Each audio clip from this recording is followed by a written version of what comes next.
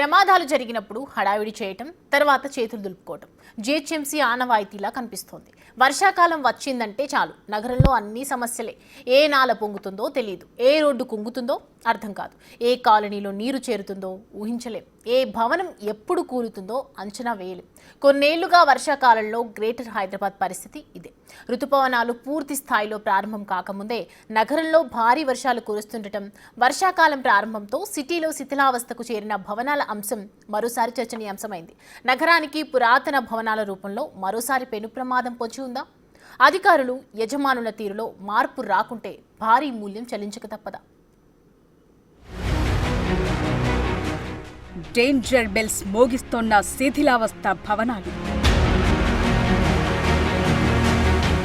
వర్షాకాలం వస్తుండడంతో పెరుగుతోన్న టెన్షన్. ఎప్పుడు ఏ భవనం కూలుతుందో తెలియని పరిస్థితి. ఈసారైనా జీహెచ్ఎంసీ ముందే మేల్కొంటుందా?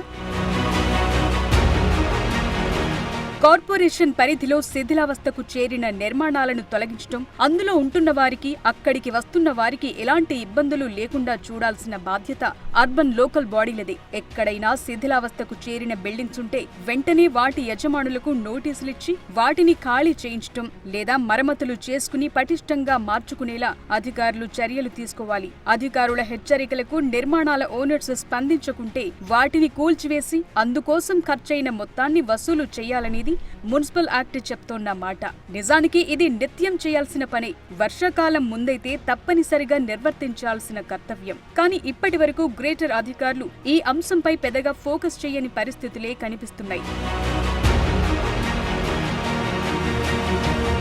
వర్షాకాలం వచ్చిందంటే చాలు సిటీలో ఎక్కడో ఓ చోట నిర్మాణాలు కూలటం, ప్రమాదాలు జరగటం కామన్ గా మారింది. వాల్స్ కూలడంతో ప్రమాదాలు జరుగుతున్నాయి. తవ్వకాల్లో ఉన్న సెలార్లు కూలటం కారణంగా పలువురు కార్మికులు ప్రమాదాలకు గురవుతున్నారు, ప్రాణాలు కోల్పోతున్నారు. సికింద్రాబాద్ మార్కెట్ ప్రాంతంలో గతంలో పురాతన భవనం మొదటి అంతస్తు నుంచి బాల్కనీ విరిగిపడి కింద ఉండే షాపు యజమాని మరణించగా మరికొందరు గాయపడ్డారు. పారడైజ్ సెంటర్ లో ఉన్న చంద్రలో కాంప్లెక్స్ రైలింగ్ కూలి ఒక వ్యక్తి మరణించగా పలు వాహనాలు ధ్వంసమయ్యాయి.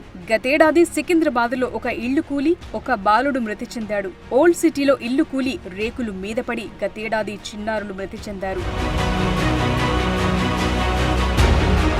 ఇలా వర్షం వచ్చిందంటే చాలు నిర్మాణాలు కూలటం, ప్రమాదాలు జరగటం, పలువురు ప్రాణాలు కోల్పోవటం జరుగుతోంది. నూతన నిర్మాణాల కోసం తవ్విన సెలార్లు, వాటి పక్కన ఉండే గోడలు కూడా వర్షాకాలంలోనే అధికంగా కూలుతాయి. అయితే ఘటనలు జరిగినప్పుడు అప్పటికప్పుడు హడావిడి చేసి తరువాత చేతులు దులుపుకుంటున్నారు అధికారులు. అయితే ఇలాంటి ప్రమాదాలు జరగకుండా క్షేత్రస్థాయి అధికారులు చర్యలు చేపట్టాల్సి ఉంది.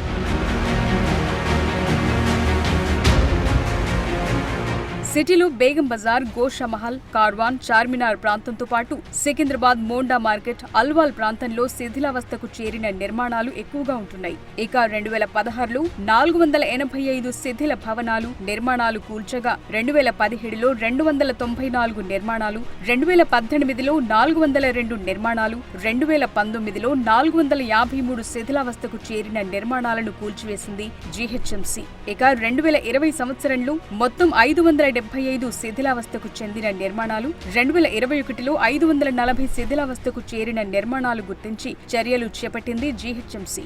ఇక 2022లో మొత్తం 620 వరకు శిథిలావస్థలో ఉన్న నిర్మాణాలను గుర్తించారు అధికారులు. అందులో 430 నిర్మాణాలను కూల్చివేసింది బల్దియా. 2023లో 370 భవనాలపై చర్యలు తీసుకున్న అధికారులు 2024లో మొత్తం 597 భవనాలను గుర్తించి 354 భవనాలపై చర్యలు తీసుకున్నారు. 2025లో గతేడాది మిగిలిపోయిన వాటితో కలిపి దాదాపు 500 వరకు శిథిల భవనాలుంటాయని అంచనా వేస్తున్నారు. ఇటీవల క్షేత్రస్థాయిలో పరిశీలించి డీటెయిల్ రిపోర్ట్ పంపించాలని ప్రధాన కార్యాలయం ఉన్నతాధికారులు క్షేత్రస్థాయి అధికారులకు ఆదేశాలు జారీ చేశారు. అయితే ఈ వివరాలు వచ్చిన తరువాత వాటిపై క్షేత్రస్థాయిలో ఇంజనీరింగ్, టౌన్ ప్లానింగ్ అధికారులు పరిశీలన చేయాల్సి ఉంటుంది. వర్షాకాలం సీజన్ కంటి ముందే ప్రారంభం కావటం, వర్షాలు కూడా భారీగా పడతాయని వాతావరణ శాఖ హెచ్చరిస్తోన్న నేపథ్యంలో శిథిల భవనాలపై వెంటనే చర్యలు చేపట్టాలని జీహెచ్ఎంసీ ప్రజాప్రతినిధులు డిమాండ్ చేస్తున్నారు.